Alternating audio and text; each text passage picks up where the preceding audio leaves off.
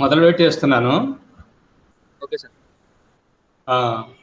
మీరు ఒకరు mic on చేసుకొని మధ్యలో నాకు రెస్పాండ్ అవుతూ ఉండాలి. ఎందువల్లంటే లేకపోతే మీరు అసలు ఆ లైన్‌లో ఉన్నారో లేదో నాకు తెలియట్లేదు. నాకు ఎందువల్లంటే కేవలం ఫైల్ ఒకటే కనిపిస్తుంది. Okay sir. ఓకేనా? నిన్న మ్యాక్స్‌వెల్ యొక్క ఊహనలు చెప్పాం. 13 చెప్పాం. గుర్తున్నదా? ఇవాళ క్లాసులో ఏం చేద్దామంటే వీటి యొక్క డిస్ట్రిబ్యూషన్, వేగాల యొక్క డిస్ట్రిబ్యూషన్ ఎలా ఉంటుంది అంటే 0 నుంచి ఇన్ఫైనైట్ వరకు కూడా వేగాలు డిస్ట్రిబ్యూట్ అయి ఉంటాయి. ఒక్కొక్క దానికి ఒక్కొక్క వేగం లెక్కన కణాలన్నీ కూడా. ఆ డిస్ట్రిబ్యూషన్ ఎలా ఉంటుంది అనేటువంటిది మ్యాక్స్వెల్ ఒక ఈక్వేషన్ని రాబట్టాడు. దాన్నే Maxwell distribution of molecular speeds అని కానీ, లేదా మ్యాక్స్వెల్ అణు వేగాల లేదా అణు ఒడులు అంటే వేగం లాంటిది అనమాట, వితరణ నియమము. ఇది హెడ్డింగ్, మ్యాక్స్వెల్ అణు వడుల వితరణ నియమము. ఈ హెడ్డింగ్ కింద మనము సంభావ్యత అనేటువంటిది ఎట్లా ఉంటుంది, ఏ వేగానికి ఎంత సంభావ్యత ఉంటుంది అనేటువంటిది ఇక్కడ కనిపెడతాం. ఇక్కడ నేను ఒక కార్టీషియన్ నిరూపక వ్యవస్థను ఒక వాయు వ్యవస్థగా తీసుకుంటాను. అంటే ఒక పాత్ర అనేటువంటి దాన్నే నేను ఎలా తీసుకుంటున్నానంటే కార్టీషియన్ నిరూపక వ్యవస్థగా తీసుకుంటున్నాను. ఇక్కడ ఒక కణము ఒక మూల నుండి, అంటే ఆది బిందువు అనుకోండి లేదా ఆరిజిన్ అనుకోండి, ఈ ఆరిజిన్ దగ్గర నుంచి బయలుదేరి ఇదిగో సి వేగంతో పి అనేటువంటి బిందువు దగ్గరికి వెళ్ళింది అనుకోండి. ఈ పి బిందువు అనేటువంటిది final position after 1 second. 1 second తర్వాత ఓ దగ్గర నుంచి అది ఎక్కడికి వచ్చింది, పి దగ్గరకు వచ్చింది. ఈ ఓపి అనేటువంటి డిస్టెన్సు దేనికి సమానం అంటే వేగము లేదా వడి సికి సమానం. కనపడుతుంది కదా? కాబట్టి ఇది ఓపి అనేటువంటిది that is equal to c. అది దేనికి సమానము? Velocity of the molecule, gases molecule అన్నమాట. ఇప్పుడు ఈ వేగాన్ని నేను 3 అంశాలుగా విడగొడుతున్నాను. Resolving the velocity into 3 components. ఈ పి దగ్గర నుంచి డైరెక్ట్గా ఇది చూడండి, ఇది ఎక్స్ అక్షము, ఇదేమో వై అక్షము, ఇదేమో జెడ్ అక్షము. కార్టీషియన్ నిరూపక వ్యవస్థ యొక్క 3 అక్షాలు ఇవి. ఇప్పుడు చూడండి, ఇది ఎక్స్ జెడ్ తలము, ఇది వై జెడ్ తలము, ఇదేమో ఎక్స్ వై తలం. ఇప్పుడు పి బిందువు దగ్గర నుంచి నేనేం చేస్తున్నానంటే ఎక్స్ జెడ్ తలం మీదకి ఒక లంబం గీచాను. అంటే ఇది ఏ దిశలో దూరం లేకపోతే వేగం అవుతుందంటే వై దిశలో వేగం అవుతుందన్నమాట. ఇదిగో చూడండి, ఇది వై దిశలో ఉండేటువంటి వేగానికి సమానము. అది ఎంతకు సమానం అయిందంటే వికి సమానం. మళ్ళీ ఈ ఫుట్ ఆఫ్ ది పర్పెండిక్యులర్ దగ్గర నుంచి, అంటే ఈ లంబపాదం దగ్గర నుంచి ఎక్స్ మీదకి లంబం గీస్తే ఎక్స్ అక్షం మీద అది ఎంత దూరంలో వచ్చి కలుస్తుందంటే యు దూరంలో వచ్చి కలుస్తుంది. అందువల్ల ఎక్స్ దిశలో వేగం ఎంత అవుతుందంటే యు అవుతుంది. ఇదే రకంగా మళ్ళీ లంబపాదం నుంచి జెడ్ అక్షం మీదకి లంబంగా గీస్తే అప్పుడు జెడ్ అక్షంలో ఉండేటువంటి దూరం వస్తుంది లేదా వేగం వస్తుంది. అది ఎంతకు సమానం అవుతుందంటే డబ్ల్యూకి సమానం అవుతుంది. కాబట్టి సి అనేటువంటిది ఏదో ఒక దిశలో ఉండేటువంటి ఒక వేగాన్ని తీసుకొని ఆ వేగాన్ని నేను 3 కాంపోనెంట్స్ కింద, అంటే 3 అంశాల కింద విడగొడుతున్నాను. ఎక్స్ దిశలో దాని అంశము యు, వై దిశలో దాని అంశము వి, అలానే జెడ్ దిశలో కనుక తీసుకున్నట్లయితే అది డబ్ల్యూ. అంతవరకు అర్థమైందా? ఇప్పుడు పైథాగరస్ సిద్ధాంతం ప్రకారం నిన్ననే మనం చెప్పేశాము, ఆ సికి యువి డబ్ల్యూలకి ఈ మూడింటికి ఉండేటువంటి సంబంధం తీసుకుంటే ఇదిగో చూడండి, ఈ ఈక్వేషన్లో రాసాము. ఏమిటది? C square is equal to u square plus v square plus డబ్ల్యూ స్క్వేర్. ఓకేనా ఎమ్మా? Okay sir. కాబట్టి సిని 3 అంశాలుగా విడగొట్టేసినప్పుడు అప్పుడు ఒక్కొక్క అంశము దీంతో ఎలా ముడిపడి ఉంటుంది అనే విషయానికి వస్తే c square is equal to u square plus v square plus డబ్ల్యూ స్క్వేర్. ఇప్పుడు నిన్న చెప్పిన 13 పాయింట్లలో నిన్న 12వ పాయింట్ కింద మనం ఏం చెప్పామంటే 3 అంశాలుగా విడగొట్టినప్పుడు ఈ సంభావ్యత అనేటువంటిది 2 విషయాల మీద ఆధారపడి ఉంటుందని. ఒక విషయం ఏమిటంటే వేగ ప్రమేయము, అంటే ఎఫ్ ఆఫ్ వి కానీ ఎఫ్ ఆఫ్ యు కానీ అట్లాంటి ఒక ప్రమేయం మీద ఆధారపడుతుంది, ఫంక్షన్ ఆఫ్ వెలాసిటీ. ఇంకొకటి వ్యాప్తి. వ్యాప్తి అంటే రేంజ్. నిన్న చెప్పిన ఎగ్జాంపుల్లో 10 మీటర్లు పర్ సెకండ్ నుంచి 12 మీటర్లు పర్ సెకండ్ వేగం వరకు అని చెప్పుకున్నాం. కాబట్టి ఆ రేంజ్ అనేటువంటిదేమో వ్యాప్తి, పర్టికులర్ వెలాసిటీ అనేటువంటిదేమో వేగంగా తీసుకుంటాం. ఇప్పుడు వేగం యొక్క ప్రమేయం మీద ఆధారపడుతుంది, వ్యాప్తి మీద ఆధారపడుతుంది. ఇప్పుడు వేగానికి సంబంధించిన అంశాలు అయిపోయినాయి. C square is equal to u square plus v square plus డబ్ల్యూ స్క్వేర్ అని, అది వేగానికి సంబంధించింది. ఇప్పుడు వ్యాప్తి, ఎంత వ్యాప్తి తీసుకుంటున్నానంటే ఇక్కడ చూడండి, సి దగ్గర నుంచి సి ప్లస్ డిసి, అంటే ఇక్కడ వ్యాప్తి ఎంత ఉన్నదని డిసి అనేటువంటిది రేంజ్ అనమాట. అంటే నిన్న చెప్పిన దాంట్లో సి 10 అనేటువంటిది వేగము, 10 నుంచి 12 వరకు ఉండేటువంటి దాన్ని వ్యాప్తి అని ఎట్లా అంటున్నాము, ఆ 10కి బదులుగా ఇక్కడ ఏమంటున్నాము సి అంటున్నాము. తర్వాత 12కి బదులుగా ఏమంటున్నాము, ఇదిగో 10 ప్లస్ డిసి అనేటువంటిది ఒక 2, మొత్తం 12 అయింది కదా. కాబట్టి సి దగ్గర నుంచి మొదలుకొని సి ప్లస్ డిసి వరకు దాని వేగము వ్యాప్తి చెంది ఉన్నది. ఇప్పుడు ఇది వేగం వ్యాప్తి కనుకైతే వీటిని కూడా వ్యాప్తులను కూడా ఎక్స్ దిశలోను, వై దిశలోను, జెడ్ దిశలోను 3 అంశాలుగా విడగొట్టాలి. ఎక్స్ దిశలో విడగొడితే ఆ సి డిసి యొక్క అంశము డియు అవుతుందన్నమాట. అలానే వై దిశలో కనుక తీసుకున్నట్లయితే డిసి యొక్క అంశము ఎంతకు సమానం అవుతుందంటే ఇదిగో డివికి సమానం అవుతుంది.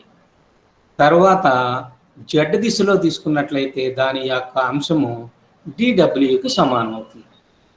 కాబట్టి వేగాలేమో యువిడబ్ల్యూలు, అంశాలు అంటే వ్యాప్తి లేదా రేంజ్ అనేది కనుక తీసుకున్నట్లయితే రేంజ్ అనేటువంటిది డియు డివి డిడబ్ల్యూ అన్నట్టుగా తీసుకుంటాం.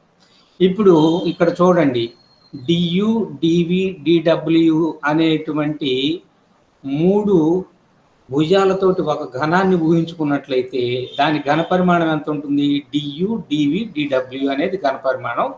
ఇప్పుడు ఈ సి వేగం కలిగినటువంటి కణము డిసి వ్యాప్తి కలిగినటువంటి కణము ఏ బాక్స్లో ఉంటుందంటే ఇదిగో ఈ చిన్న క్యూబ్ను ఊహించుకున్నాను కదా ఇక్కడ నేను, ఆ క్యూబ్లో ఉంటుందని మీరు గుర్తుపెట్టుకోవాలి. ఓకేనా? అర్థమవుతుందా? మీ వాయిస్ నాకు క్లియర్గా రావట్లేదు. సరే, ఇప్పుడు ఆ 3 సంభావ్యతలు ఎట్లా ఉంటాయి అనే విషయాన్ని కనుక వస్తే చూడండి, ఒక్కొక్క దిశకు రాస్తాను. ఇప్పుడు ఎక్స్ దిశలో తీసుకున్నాం అనుకోండి, వేగము ఎంత యు, వ్యాప్తి ఎంత డియు, అంటే అది యు దగ్గర నుంచి మొదలుకొని యు ప్లస్ డియుల మధ్య వ్యాప్తిలో ఎక్స్ దిశలో కణం ఉన్నది. దాని సంభావ్యత దేని మీద ఆధారపడుతుందని చెప్పుకున్నాం నిన్న, ఫంక్షన్ ఆఫ్ యు. ఇదిగో చూడండి, వేగం యొక్క ప్రమేయం అంటే ఇది ఏదది, ఎఫ్ ఆఫ్ యు, అంటే వేగ ప్రమేయము లేదా ఫంక్షన్ ఆఫ్ వెలాసిటీ అంట. రెండవ ఈ విషయం దేని మీద ఆధారపడుతుందంటే వ్యాప్తి. వ్యాప్తి ఎంతకు సమానము, డియుకు సమానం. కాబట్టి ఈ రెండింటి మీద ఆధారపడుతుంది. కాబట్టి ఎక్స్ దిశలో సంభావ్యత ఎంతకు సమానము, ఎఫ్ ఆఫ్ యు డియు. ఓకేనా? ఇదే రకంగా నేను వై దిశలో రాస్తాను సంభావ్యతకి, ఇదే రకంగా జెడ్ దిశలో రాస్తాం. వై దిశలో వేగం ఎంత వి, తర్వాత వేగ వ్యాప్తి డివి. అప్పుడు ఆ అణువు ఆ మధ్యలో ఏ మధ్యలో డివి అనేటువంటి వ్యాప్తి మధ్యలో ఎంత సంభావ్యతను కలిగి ఉంటుంది అంటే ఎఫ్ ఆఫ్ వి డివి. ఇదే రకంగా జెడ్ దిశలో ఈ యూవీలకు బదులుగా ఏమొస్తుంది, డబ్ల్యూ అనేది వస్తుంది. చూడండి, దీని సంభావ్యత అనేటువంటిది ఎఫ్ ఆఫ్ డబ్ల్యూ డిడబ్ల్యూ. ఇప్పుడు ఈ 3 పాయింట్లు అర్థమైనాయా మీకు? ఇప్పుడు ఒక్కొక్క దిశలో సంభావ్యత చెప్పాను. ఒక్కొక్క దిశలో చెప్పేసిన తర్వాత 3 దిశలలో అంటే డియు, డివి, డిడబ్ల్యూ ఆ ఘనములో ఉండేటువంటి సంభావ్యత ఎంత అంటే, ఇప్పుడు నేను చెప్పినటువంటి 3 సంభావ్యతలని లేదా 3 ప్రాబబిలిటీస్ని, సంభావ్యతని ఇంగ్లీష్లో ఏమంటారంటే ప్రాబబిలిటీ అంటారు. ఈ 3 ప్రాబబిలిటీస్ని మనం ఏం చేయాలంటే మల్టిప్లై చేయాలి. అప్పుడు వచ్చేటువంటి దాన్ని ఏమంటారంటే కాంపోజిట్ ప్రాబబిలిటీ లేదా సంయుక్త సంభావ్యత అని అంటారు. ఇదిగోండి, సంయుక్త సంభావ్యత, ఇంగ్లీష్లో కాంపోజిట్ ప్రాబబిలిటీ అంటారు. ఆ కాంపోజిట్ ప్రాబబిలిటీ ఎంతకు సమానం అంటే ఈ మూడింటి యొక్క ప్రోడక్ట్కి సమానం అవుతుంది. ప్రోడక్ట్ అంటే లబ్ధం.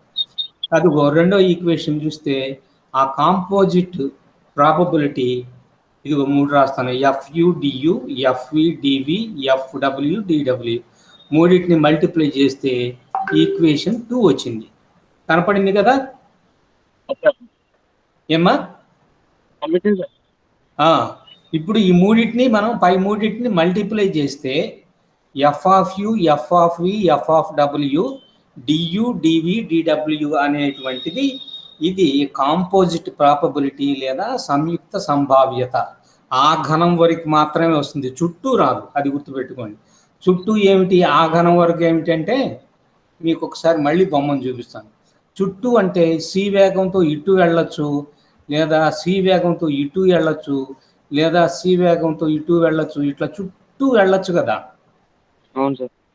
కానీ ఇప్పుడు నేను చూడండి ఈ ఒక్క దిశలోనే చూపిస్తున్నాను అనమాట ఈ సంభావ్యతని. నాకు మొత్తం సంభావ్యత చుట్టూ రావాలనుకున్నట్లయితే చివరిలో నేను ఏం చేసుకుంటానంటే ఇంటిగ్రేషన్ చేసుకుంటాను. అది మళ్ళీ చూపిస్తాను. ఓకేనా? Okay sir. కాబట్టి ఇది ఒక దిశలోనూ ఆ సంభావ్యతని గురించి మాట్లాడుతున్నాను. కాబట్టి సంభావ్యత వచ్చినటువంటి ఈక్వేషన్ ఇది. ఇప్పుడు F of u, f of ఈ, ఎఫ్ ఆఫ్ డబ్ల్యూ అనేటువంటిది యువిడబ్ల్యూల మీద ఆధారపడినటువంటి ఒక ప్రమేయం యొక్క లబ్ధం. ఇప్పుడు దీన్ని ఎట్లా రాయొచ్చు అంటాడంటే చూడండి, f of u, f of v, f of డబ్ల్యూ అనేటువంటిది ఫై ఆఫ్ సి స్క్వేర్ అన్నట్టుగా. అంటే సి స్క్వేర్ దేని మీద ఆధారపడింది? యూ స్క్వేర్, బి స్క్వేర్, డబ్ల్యూ స్క్వేర్ల మీద ఆధారపడింది కదా. ఓకే. అప్పుడు ఈ 3 సంభావ్యతల యొక్క లబ్ధము ఉన్నదే F of u, f of ఈ, ఎఫ్ ఆఫ్ డబ్ల్యూ, దీన్ని ఫై ఆఫ్ సి స్క్వేర్ అని కూడా రాయొచ్చు అంటాడు. అప్పుడు ఈక్వేషన్ 2 ఎట్లా మారుతుంది? ఫై of c square into DU into DV into DW అనేది వస్తుంది. ఓకేనా? Okay sir. ఓకే. ఇప్పుడు సి యొక్క విలువ కాన్స్టెంట్ అనుకోండి, అంటే ఒక నిర్దిష్ట విలువే ఉన్నది అనుకోండి. అప్పుడు ఫంక్షన్ ఆఫ్ సి స్క్వేర్ అనేటువంటిది కూడా ఒక స్థిరాంకం అవుతుందా కాదా? అవుతుంది సార్. ఎందువల్ల? సి స్థిరాంకం కాబట్టి ఫై ఆఫ్ సి స్క్వేర్ అనేటువంటిది కూడా ఏమవుతుంది? ఒక స్థిరాంకం అవుతుంది.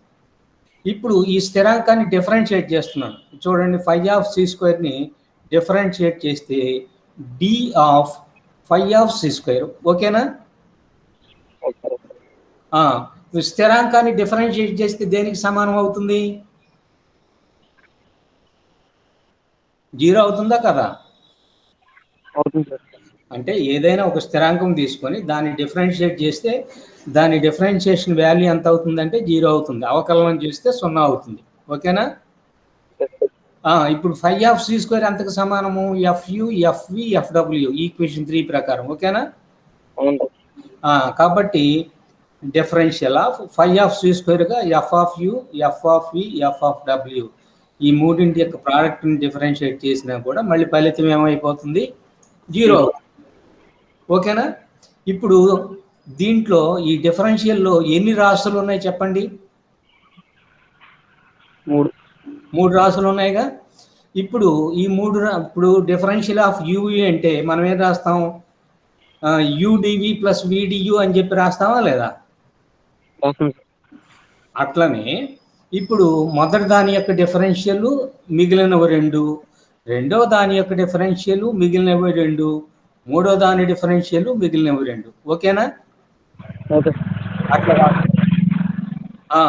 ఇప్పుడు ఈ డిఫరెన్షియల్ కనుక తీసుకున్నట్లయితే చూడండి, ఎఫ్ ఆఫ్ యు యొక్క డిఫరెన్షియల్ ఏమవుతుందంటే ఎఫ్ డాష్ యు డియు అనుకోండి. ఓకేనా? Okay sir. F of you యొక్క డిఫరెన్షియల్ ఎంతకు సమానము? F dash u DU. ఇక మిగిలినవి 2 ఏమున్నాయి? FV FW. అంతేనా?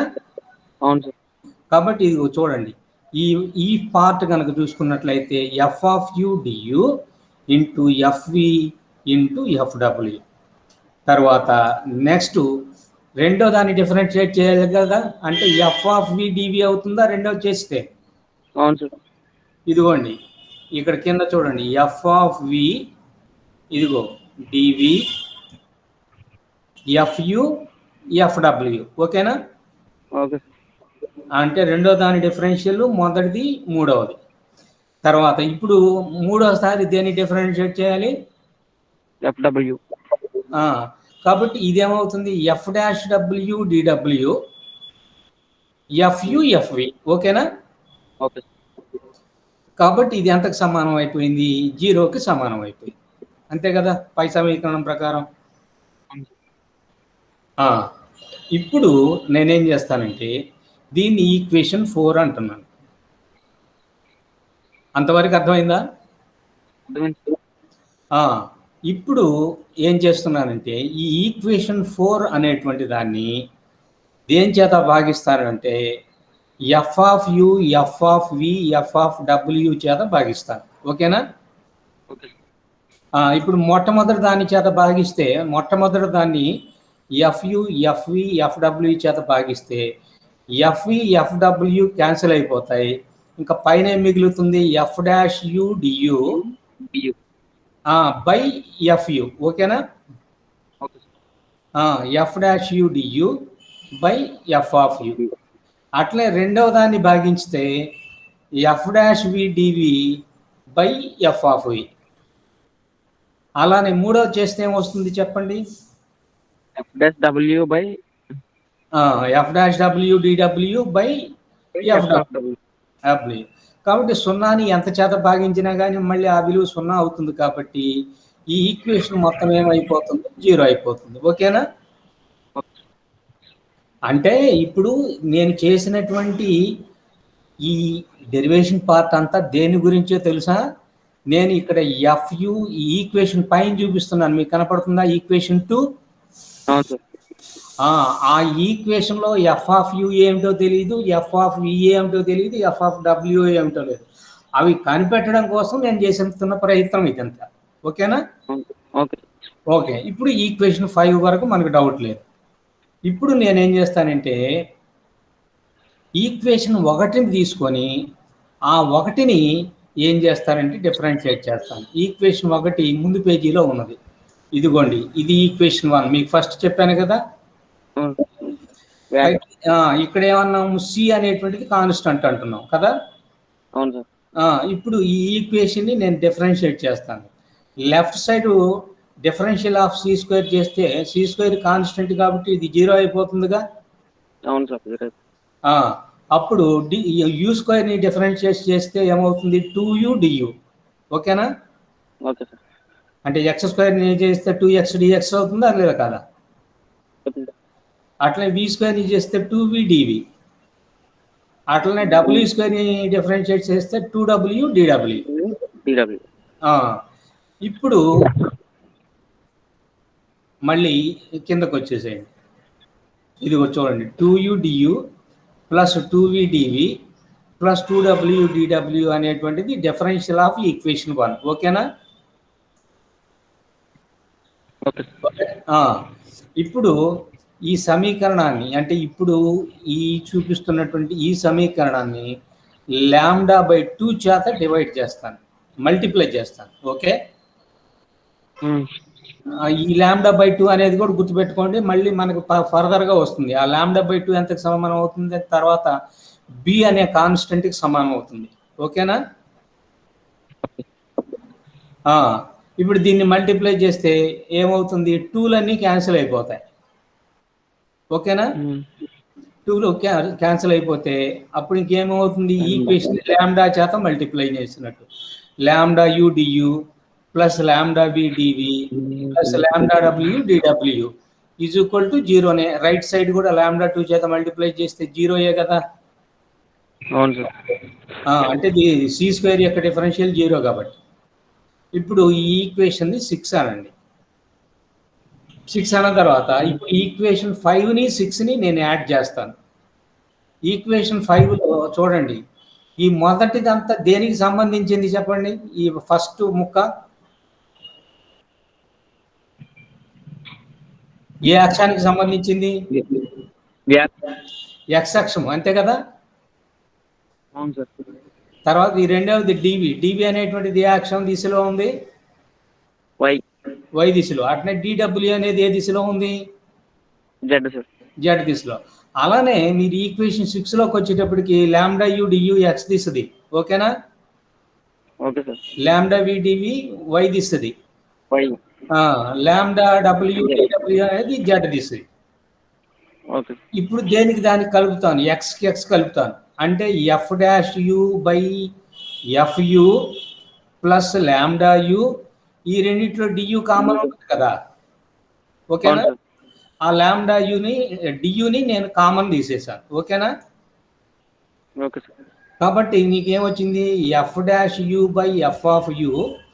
Plus λu into DU. ఓకేనా?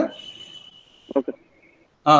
తర్వాత రెండో పార్ట్ చూడండి, f'(v/fv ఇంటూ డివి ప్లస్ λv ఇంటూ డివి. ఈ రెండిట్లో మళ్ళీ డివి కామన్ తీసేస్తే f'(v/f) ప్లస్ λv ఇంటూ డివి. ఇదే రకంగా జెడ్ దిశలోది కూడా రాసుకోవచ్చుగా.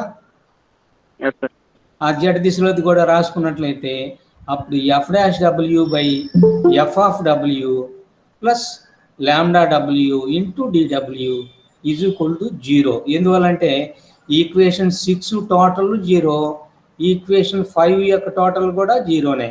అందువల్ల రెండింటిని కలిపినప్పుడు వచ్చేటువంటిది కూడా 0. ఇంతవరకు అర్థమైందా? ఇప్పుడు ఒక చిన్న విషయం ఉన్నది. మీకు వేగాన్ని 3 అంశాలుగా విడగొట్టచ్చు అని చెప్పాను. అంటే ఎక్స్ దిశలోను, వై దిశలోను, జెడ్ దిశలో. 3 దిశల్లో విడగొట్టినప్పటికీ ఈ 3 అంశాలు ఒకదాని మీద ఒకటి ఆధారపడవు అనే విషయం కూడా చెప్పాను. ఓకేనా?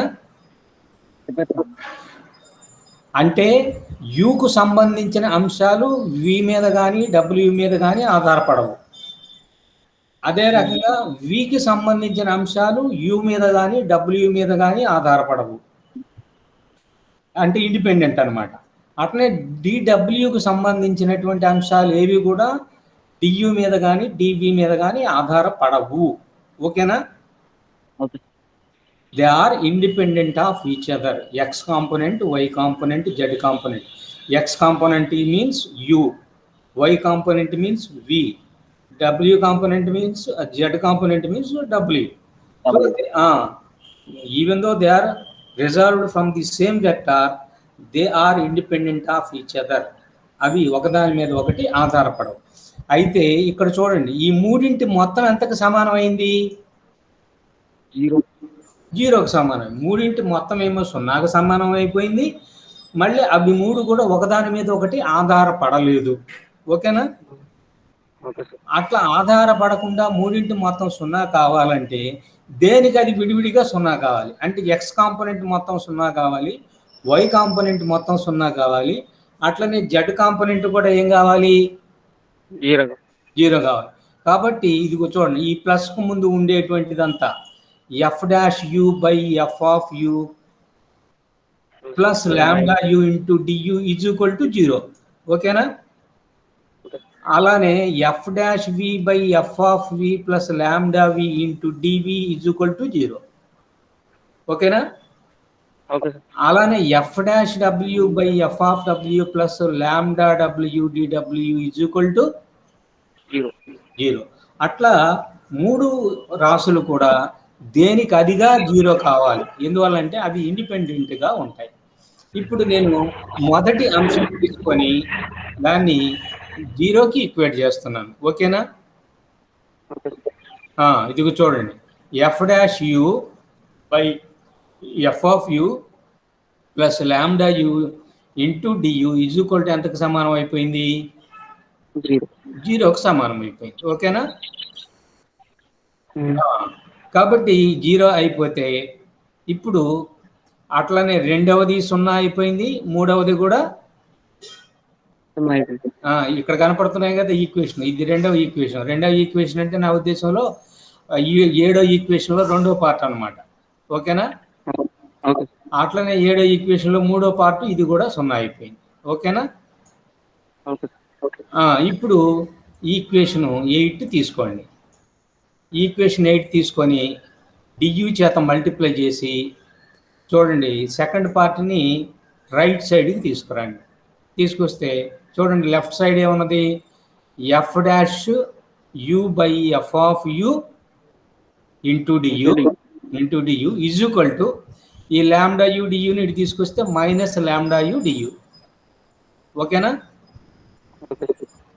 ఇంతవరకు అర్థమైంది కదా?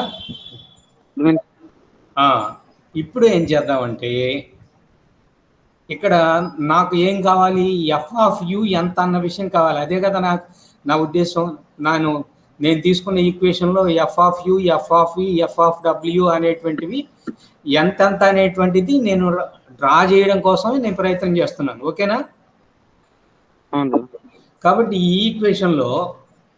ఈక్వేషన్ అంటే ఇప్పుడు ఈ 8వ ఈక్వేషన్లో దాన్ని నేను డిఫరెన్షియేషన్లో ఉన్నది ఎఫ్ డాష్ యూ ఉంది కదా. నాకు ఎఫ్ ఆఫ్ యూ రావాలంటే దాన్ని ఏం చేయాలి నేను? చెప్పండి.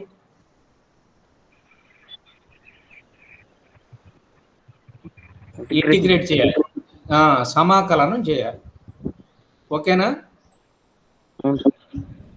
ఇక్కడ అవకలనము అనే పదం ఉంది, ఇది తప్పు. సమాకలనము ఇది తప్పుపడింది. సమాకలనం అంటేనే కదా ఇంటిగ్రేషను. అవును సార్.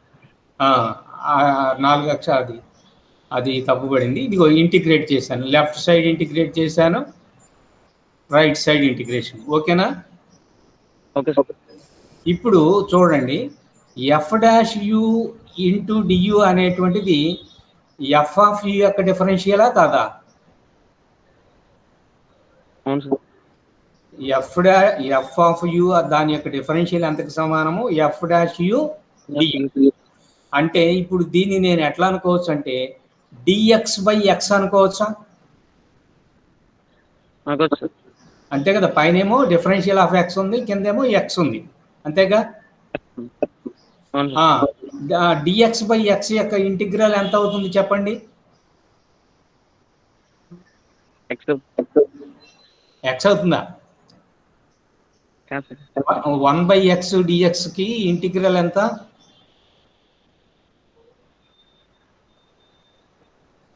గుర్తులేదా? Log x. ఓకేనా? వినపడుతుందా? కాబట్టి పైన f dash u d u by f of u ఎంతకు సమానం అవుతుందంటే log f of u to the base e. ఓకేనా? అంటే మీకు తెలియాల్సింది ఏమిటంటే 1/x dx అన్నట్టుంటే దాన్ని ఇంటిగ్రేట్ చేస్తే ఏమొస్తుందంటే లాగ్ ఎక్స్. లాగ్ ఎక్స్ అంటే బేస్ 10 కాదు, బేస్ ఈ. ఓకేనా? కాబట్టి లెఫ్ట్ సైడ్ ఇంటిగ్రేట్ చేస్తే ఏమొచ్చిందంటే ఇదిగో ఇది ఏది? Log f of u base e. ఓకేనా? తర్వాత రైట్ సైడ్కి వచ్చేటప్పటికి మైనస్ ల్యాండా అనేది కాన్స్టెంట్, పక్కకు రాయండి. యూడియుకి ఇంటిగ్రేట్ చేస్తే ఏమొస్తుంది చెప్పండి? ఇంటిగ్రల్ ఎక్స్ డిఎక్స్ అంత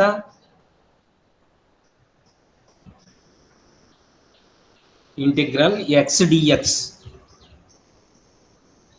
x²/2 అవుతుంది. ఓకేనా? మరి ఇంటిగ్రేషన్ ఏం రాలేదా ఇంతవరకు? ఇంటిగ్రేషన్ కానీ డిఫరెన్షియేషన్ కానీ? సరే, ఇంటిగ్రల్ -λ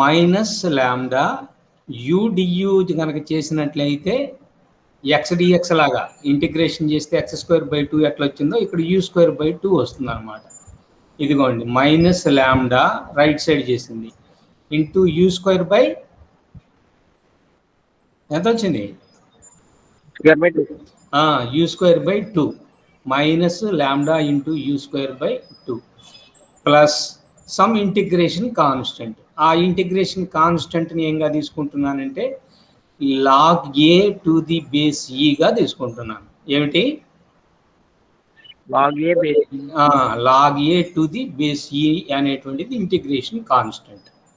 ఓకేనా?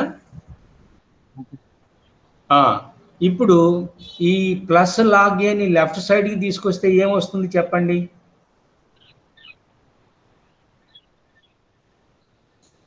ఈ ప్లస్ మైనస్ log a అవుతుందా? అవుతుంది.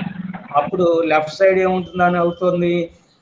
log f of ue plus log a to the base e, అదే మైనస్, అంతే కదా? అవును సార్. అప్పుడు log a minus log b ఎంతకు రాసుకోవచ్చు చెప్పండి? log a minus log b ఎంతకు సమానం? log a by b. log a minus log b is equal to log of a by b. అవునా? కాబట్టి ఇదిగో ఈ ముక్కని అటువైపు తీసుకెళ్తే మైనస్ అయితే ఆ రెండింటిని ఒకే లాగ్లో రాస్తే అప్పుడు ఏమవుతుందో తెలుసా? log of f of u by a to the base e. ఓకేనా? దిస్ ఈజ్ ఈక్వల్ టు, ఇక రైట్ సైడ్ ఏముంది? -λ u²/2 అనేది ఉన్నది. ఓకేనా? ఇప్పుడు లెఫ్ట్ సైడ్ లాగ్ తీసేస్తే రైట్ సైడ్ ఏమవుతుందో చెప్పగలరా? ఐడియా ఉందా? తెలియకపోతే తెలియదు ఫెయిర్గా చెప్పేసేయండి. ఒకవైపు లాగ్ గనక తీసేస్తే రెండవ వైపు ఉన్న దానికి ఏమొస్తుందో తెలుసా? ఎక్స్పోనెన్షియల్ వస్తుంది. ఎక్స్పోనెన్షియల్ అంటే ఘాతాంకము. ఓకేనా? ఘాతాంకం వస్తుంది, ఎక్స్పోనెన్షియల్. ఇదిగో చూడండి, లెఫ్ట్ సైడ్ లాగ్ గనక తీసేస్తే ఇంకా నాకు ఇక్కడ లెఫ్ట్ సైడ్ ఏం మిగిలింది? f of u by a. ఓకేనా? ఇదిగో ఆర్ తర్వాత రాశాను, r f of u by a is equal to right side ఎంతకు సమానం అవుతుంది? e పవర్ -λ/2 అవుతుంది అది. కాబట్టి లెఫ్ట్ సైడ్ లాగ్ తీసేస్తే రైట్ సైడ్ ఉండేటువంటి దానికి ఏమొస్తుందంటే ఘాతాంకంలోకి వెళ్ళిపోతుంది అనమాట. అప్పుడు ఏను కూడా అటువైపు కనుక తీసుకెళ్తే f of u ఏమైపోయింది? a into e power -λu²/2 అయింది. ఓకేనా? ఓకేనా? Okay sir. ఇప్పుడు మనం స్టార్టింగ్లో ఏమనుకున్నామంటే ఇందాక λ/2 చేత మల్టిప్లై చేసేటప్పుడు λ/2 అనేటువంటి దాన్ని బీగా కూడా అనుకుంటామన్నాం కదా? అవును సార్. ఇదిగో ఈ λ/2కు బదులుగా బి అనేటువంటిది కనుక రాసినట్లయితే, అవునా, అప్పుడు f of u is equal to a into e power, చూడండి λ/2కు బదులుగా ఏమొచ్చింది? బి వచ్చింది, మైనస్ బి ఇంటూ u². ఓకేనా? ఓకే. ఇప్పుడు మనకి f of u వచ్చిందా లేదా? వచ్చింది సార్. కాబట్టి f of u ఎంతకు సమానము? a e power minus b u². a into e power minus bu² అనేటువంటిది f of uకి సంబంధించినటువంటి ఇవి. అయితే మనం ఎఫ్ అనేటువంటి ఫంక్షన్ అయితే రాబట్టాం కానీ దీంట్లో తెలియని రాసులు 2 ఉన్నాయి. ఏమేమి తెలియని రాసులు ఉన్నాయి అంటే మనకి ఏ అంటే తెలియదు, అంతే కదా. ఇక్కడ ఇంటిగ్రేషన్ కాన్స్టెంట్ అనుకున్నాను తప్ప ఆ ఇంటిగ్రేషన్ కాన్స్టెంట్ అంతా మనకు తెలియదు కదా. తెలియదు. అట్లనే λ/2 = b అని అనుకుంటే b అంతా కూడా నాకు తెలియదు. అవును సార్. ఒకవేళ లాంబ్డా తెలిసి ఉన్నట్లయితే బి తెలిసి ఉండేది. నేను లాంబ్డా చేత అక్కడ మల్టిప్లై చేశాను తప్ప ఆ లాంబ్డా విలువ ఎంతో కూడా నాకు తెలియదు. కాబట్టి ఇప్పుడు కొత్తగా నాకు ప్రాబ్లమ్స్ ఎన్ని వచ్చినాయి? 2. ఏమేమి విషయాలు కనిపెట్టాలి? A1 B1. A1 B1 కనిపెట్టాలి. అంతవరకు అర్థమైంది కదా. అర్థమైంది. ఇప్పుడు f(u) ఏ విధంగా అయితే కనిపెట్టామో అట్లనే f(v) కూడా కనిపెట్టచ్చు. ఓకేనా? ఓకే. మీరు కూడా రాయక్కర్లేదు. అదే విధంగా లేకపోతే సిమిలర్లీ f(v) = a(e⁻b). అక్కడ u² బదులుగా రెండో దాంట్లో ఏమొస్తుంది? v² వస్తుంది. అలానే మూడో దాంట్లో ఏమొస్తుంది? w² వస్తుంది. f(w) = a(e⁻b)w²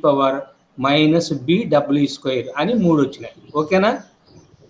okay. ఇప్పుడు చూడండి, f(u) × f(v) × f(w) చూడండి, a × a అంటే a³ అవుతుందా? అవును సార్. అవుతుంది. అట్లనే e⁻be² × e⁻bw²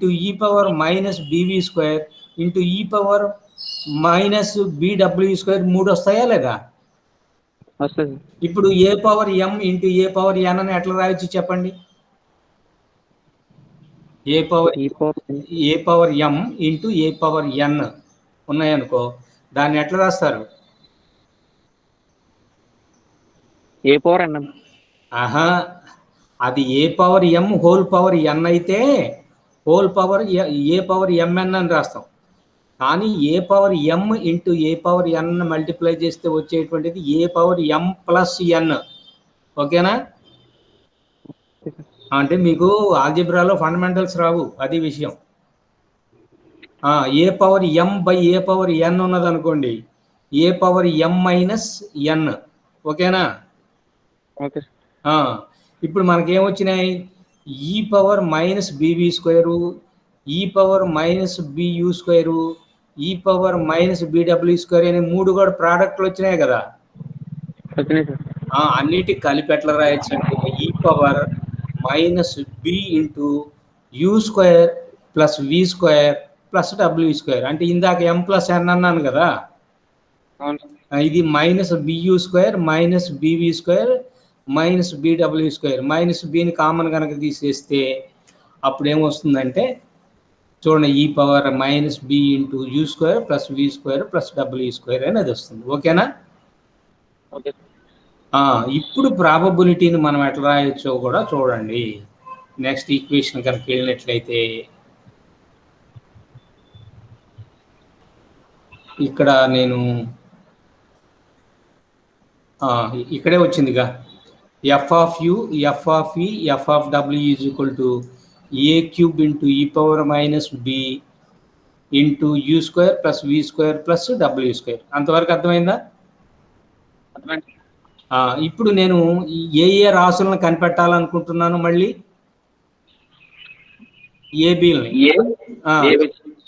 ఏని బిని కనిపెట్టాలి. ఆ ఏబిని కనిపెట్టడం కోసం నేను ఏం చేస్తానంటే అంటే ఇప్పుడు ఒక పార్ట్ అయిపోయింది, రెండో పార్ట్కి వస్తున్నాను అనమాట. రెండో పార్ట్లో ఏమిటంటే ఇప్పుడు కణాల యొక్క వేగాలు ఎంత నుంచి ఎంతవరకు విస్తరించి ఉంటాయి చెప్పండి?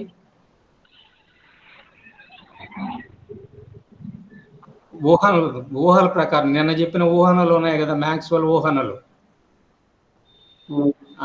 వాయు అణువుల యొక్క వేగాలు ఎంత నుంచి ఎంతవరకు వ్యాప్తి చెంది ఉంటాయి? 0 నుంచి 100 వరకు.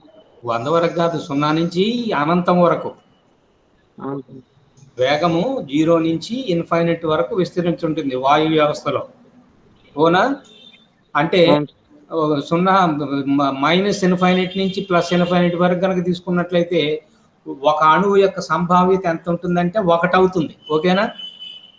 ఓకే. n అణువుల యొక్క సంభావ్యత ఎంత అవుతుంది అంటే n అవుతుంది. ఓకేనా? అంటే -∞ నుంచి +∞ మధ్యలో ఖచ్చితంగా ఆ అణువు ఉంటుంది. ఒక అణువు ఉన్నది అంటే ఆ అణువు యొక్క సంభావ్యత 1. ఓకేనా? ఓకే. ఇప్పుడు చూడండి, సంభావ్యతకి నేను ఇందాక ఈక్వేషన్ ఎట్లా రాశాను? FU FV FW DU DV DW ఈ ఈక్వేషన్ రాశాను. గుర్తుందా నీకు? గుర్తుంది సార్. ఇది సంభావ్యత. ఈ సంభావ్యతని నేను ట్రిపుల్ ఇంటిగ్రల్ తీసుకొని లిమిట్స్ ఎక్కడి నుంచి ఎక్కడికి పెడుతున్నాను చూడండి. -∞ టు +∞. తీసుకున్నట్లయితే అంటే -∞ నుంచి +∞ వరకు. అంటే ఇక్కడ నేను ఇంకొక అదనపు ఈక్వేషన్ పైన కూడా రాశాను. n కణాలకు తీసుకున్నట్లయితే సంభావ్యత n అవుతుంది. అటు n ఇటు n క్యాన్సిల్ చేస్తే ఎన్ని కణాలకు వస్తుందంటే ఒక కణానికి వస్తుంది. ఓకేనా? కాబట్టి ఇదిగో ఈ ఈక్వేషన్ కనుక చూసుకున్నట్లయితే మనకు వచ్చేటువంటిది ఏమిటంటే ఒక అణువు యొక్క సంభావ్యత ఎక్కడి నుంచి ఎక్కడి వరకు? -∞ నుంచి +∞ వరకు. తర్వాత ఇప్పుడు FU FV FW ఇప్పుడే రాబట్టాం కదా పైన. అవును సార్. అదంతా దాని విలువ ఇదిగో చూడండి ఇక్కడ a³ × e⁻b × u² + v² + w². ఓకేనా? ఆ విలువను ఇదిగో ఈ మూడింటికి బదులుగా రాస్తాను. ఏ మూడింటికి బదులుగా? FU FV FWకి బదులుగా ఏం రాశాను? a³ × e⁻b u² + v² + w² into ఏమున్నది? du dv dw. This is equal to ఎంతకు సమానము? 1కి సమానం. ఇప్పుడు a³ పక్కన పెట్టండి. ఇప్పుడు దీంట్లో ఎన్ని ముక్కలు ఉన్నాయి చెప్పండి? 3 ముక్కలు ఉన్నాయా లేదా? ఉన్నాయి. మొదటి ముక్క e⁻−bu² du అంతేనా? యుకి సంబంధించి. రెండవ ముక్క e⁻−bv² dv. మూడవది e⁻−bw² dw. ఓకేనా? ఇప్పుడు మొదటి ముక్కను చూడండి. Triple integral -∞ to +∞ e⁻−bu²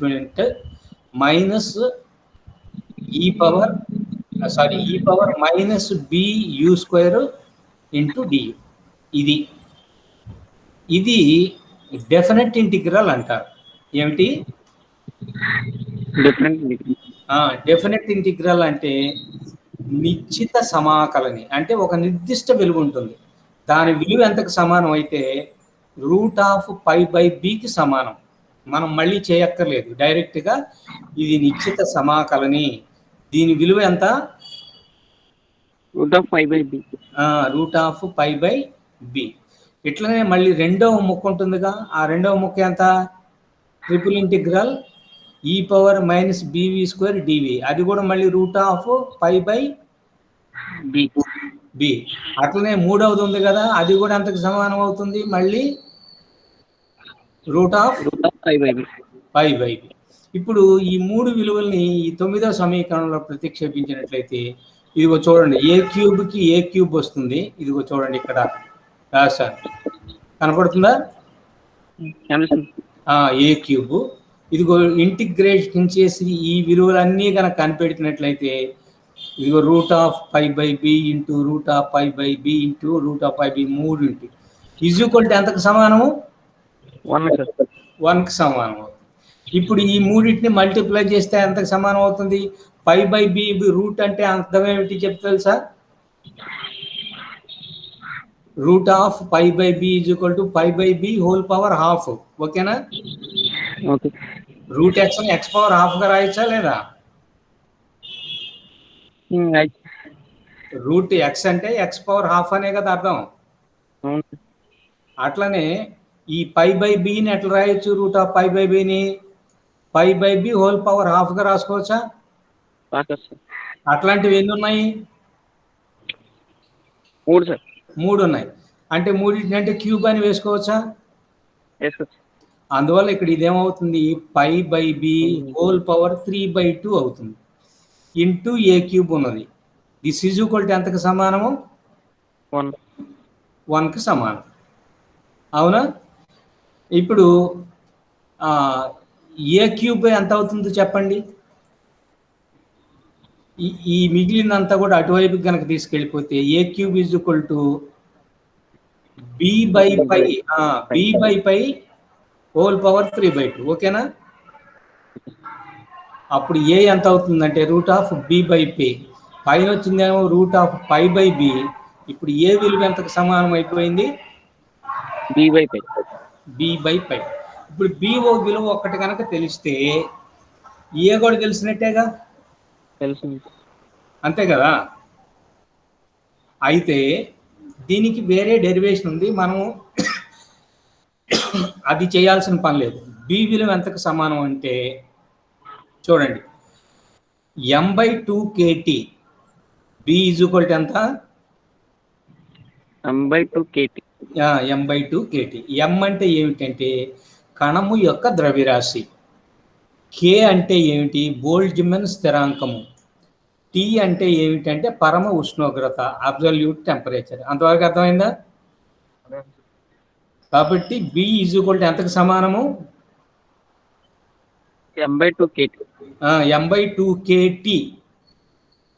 m అంటే కణము యొక్క ద్రవ్యరాశి. కే అంటే ఎంత? బోల్ట్జ్మన్ స్థిరాంకము. ఓకేనా? క్యాపిటల్ టీ ఎంతకు సమానం? ఉష్ణోగ్రత. ఓకేనా? అయిపోవచ్చిందిలే, చివరిలోకి వచ్చేసాం. అప్పుడు ఏ ఈజ్ ఈక్వల్ టు ఎంత అవుతుంది చూడండి, √b అంటే m/2 kT బై పై ఉంది కదా, కాబట్టి m/2π kT. దీన్ని ఎట్లా రాయొచ్చు? m/2π kT హోల్ పవర్ హాఫ్గా రాసుకోవచ్చుగా, అవునా కదా? కాబట్టి ఏ విలువ ఎంతో తెలిసింది, బి విలువ ఎంతో తెలిసింది. ఇప్పుడు మనం ఫంక్షన్ రాసేయచ్చా? ఇదిగో చూడండి, సంభావ్యత f(u), f(e), f(w), du, dv, w is equal to ఇదిగో ఏ క్యూబ్. ఓకేనా? A cube into e power -b u² + v² + w² into du, dv, dw. ఇప్పుడు ఏకి బదులుగా బి బదులుగా రాసేసాం అనుకో, అప్పుడు సంభావ్యత ఎంత అవుతుంది? m/2π kT whole power 3/2. ఏకి బదులుగా రాశాను. తర్వాత e పవర్ బికి బదులుగా ఏం రాయాలి? m/2 kT into u² + v² + w² into du, dv, dw. అంతవరకు అర్థమైందా? ఇప్పుడు ఈ UVW అనేటువంటి ఈ మూడింటిని కూడా దేంట్లో నుంచి నేను తీసుకొచ్చాను చెప్పండి? సి నుంచే కదా తీసుకొచ్చింది. సి నుంచి తీసుకొస్తే ఒక్కసారి మళ్ళీ మనం పైకి వెళ్దాం. ఈ ఈక్వేషన్లో ఇదిగో ఈ ఈక్వేషన్ నుంచే కదా తీసుకొచ్చింది. అంటే అప్పుడు u² + v² + w² కి బదులుగా ఏం రాయొచ్చు? du, dv, dw. u² + v² + w² కి బదులుగా c² రాయొచ్చా లేదా? రాయొచ్చు. కానీ ఇందాక నేను ఒక మాట చెప్పాను, నేను సిని కేవలం ఈ దిశలో మాత్రమే తీసుకున్నాను. ఇప్పుడు ఈ y దిశలోను z దిశల్లోనూ వేరు దిశల్లో కనుక తీసుకున్నట్లయితే అప్పుడు ఇది సరిపోదు. అందువల్ల మొత్తాన్ని, ఈక్వేషన్ మొత్తాన్ని దేంట్లోకి తీసుకురావాలి నేను? ఇదిగో సి నుంచి C+dc వరకు తీసుకురావాలి. ఓకేనా? అంటే ఇప్పుడు నేనేం చేయాలో తెలుసా? ఇటువైపు సి నుంచి C+dc వరకు, ఇటువైపు సి నుంచి C+dc వరకు, ఇటువైపు సి, అట్లా చుట్టూ ఒక గోళం ఊహించుకోవాలి. గోళం ఊహించుకొని సి వ్యాసార్థం కలిగిన గోళము, దాని మందం ఎంత ఊహించుకోవాలో తెలుసా? dc. ఓకేనా? ఎంత?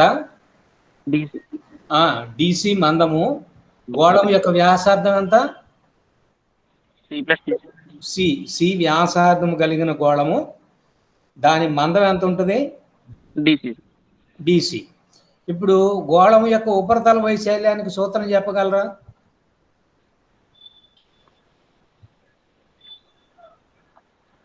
చెప్పగలరా? గోళం ఘనపరిమాణానికి సూత్రం చెప్పగలరా?